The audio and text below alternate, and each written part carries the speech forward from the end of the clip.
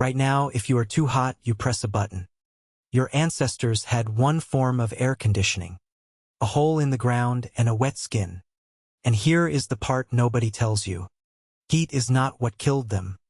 Heat killed the water. And when the water went, the food went, and then the people went. The Ice Age gets all the attention. But the thing that came closest to ending our species was not a wall of ice. It was a drought. Let's start with something strange. You are built for heat. Genuinely, spectacularly built for it. Almost every large animal on Earth loses this fight, and you win it. Look at what you are carrying. Around 2 million sweat glands spread across bare skin. Almost no fur, in a family of furry apes. A body standing upright, so at noon the sun only hits your head and shoulders instead of your whole back. A dark scalp of hair sitting there like a parasol. This is not a body that tolerates heat. This is a cooling machine. And your ancestors used it as a weapon. In the middle of the day, when the lions were lying in the shade panting, when the antelope could not move without overheating, your ancestors went hunting. Not sprinting. Walking. You follow one animal for hours, refusing to let it rest, until its body cooks itself from the inside and it simply stops. In the Kalahari, hunters still do this. No trap. No ambush. Just heat, patience, and a species that sweats. So if we own the heat, what exactly went wrong? This sweating costs water. Work in real heat and you can lose over a liter an hour. And you can go 3 weeks without food, but 3 days without water and your body starts shutting down. Our superpower runs on the one thing a drought takes away first. Threat number 1. Finding water at all. In a good year, this is not a problem. In a dry year, your river is a line of cracked mud, your waterhole is a stinking puddle, and the nearest reliable spring is 2 days away, across ground with nothing on it. So your ancestors learned to find the water you cannot see. Dig into the sand of a dry riverbed and, if you know where to dig, water seeps in from below. Kalahari hunters made these sip wells and drank through a hollow reed, sucking water up through the sand. Aboriginal Australians maintained soakages and native wells across the desert, cleaned them, covered them with stones and brush so they would not fill with sand or evaporate, and passed the location of every single one down through songs and stories. Think about that. In a place where a wrong turn is death, the map was not on paper. It was in a song, and the song had to be sung correctly. And they built the first water bottles. Ostrich eggshells, emptied through a small hole, sealed with grass or beeswax. One shell holds about a liter. In South Africa, archaeologists have found them engraved with patterns tens of thousands of years old. Some groups filled them and buried them along their routes, in places only they knew. A supply line hidden in a desert, with no map and no writing. Threat number 2. The water that lies to you. Because finding your water is not the same as surviving it. A shrinking pool in the heat is the most dangerous drink in the world. Every animal for miles drinks from your one pool. Everything they leave behind stays in it. And warm, still water is where parasites and bacteria multiply fastest. And here is the cruelty of it. Bad water does not just make you sick. It gives you diarrhea, and diarrhea takes water out of a body that already has none. In a drought, an infected drink can kill you faster than thirst would have. For most of human history, there were no pots, which means no boiling, which means no way to make bad water safe. So you use what you have. Running water over standing. Water dug from sand because sand filters.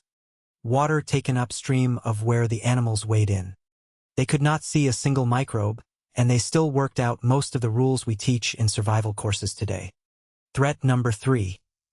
Food that dies before you can eat it. In freezing weather, your kill is a gift that keeps. Winter is a refrigerator. Now flip it. In 40 degrees of heat, your kill starts to spoil within hours. Flies find it immediately. The fat turns rancid.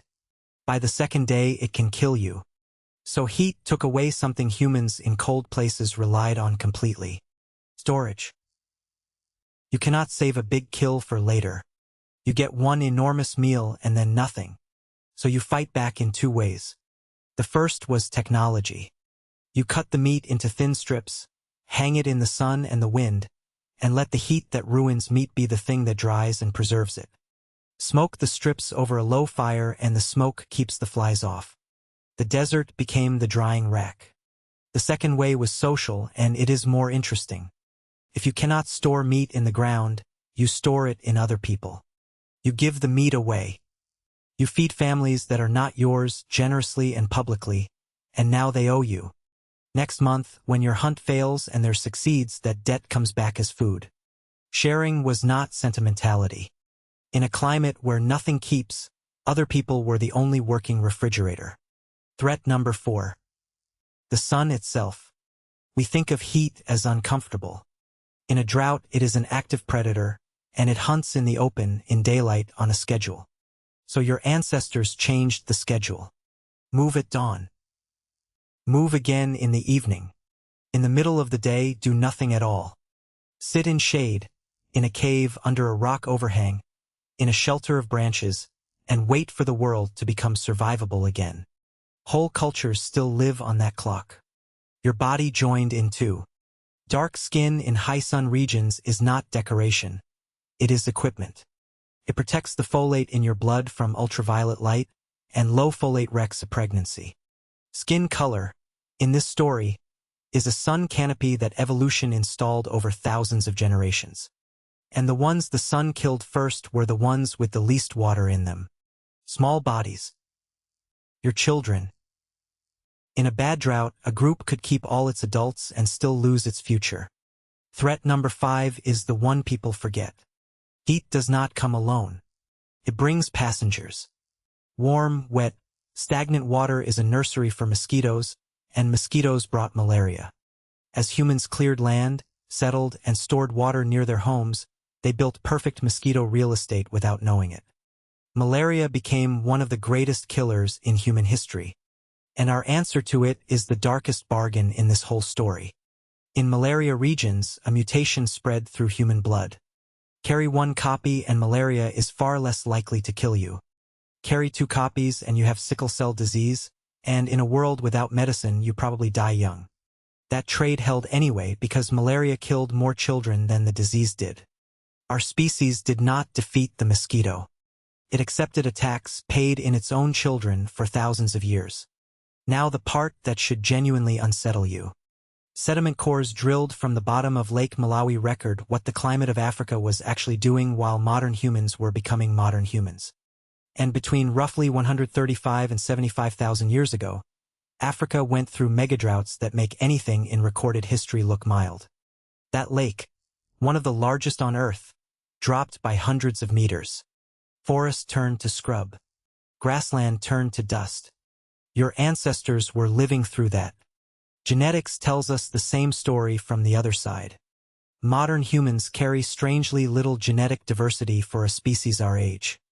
Every human alive is more closely related than you would expect.